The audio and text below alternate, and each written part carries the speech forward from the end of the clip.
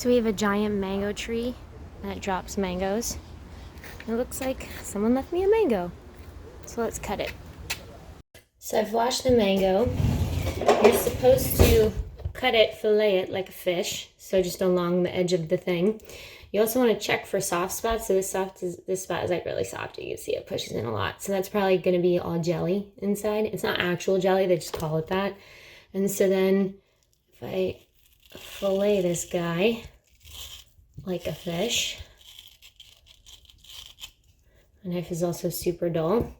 You can see it's a little soft there, but pretty good. And then you just do this and do this and then do this and then do this. But if it's a sharper knife, be careful it doesn't go through the skin and like chop your hand off. And then boom, mango. Good morning, mango. So tasty. This is the side with the jelly.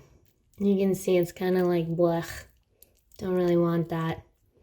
Maybe this top part here, but look, it's a face. Hello. Actually, like a yelling face.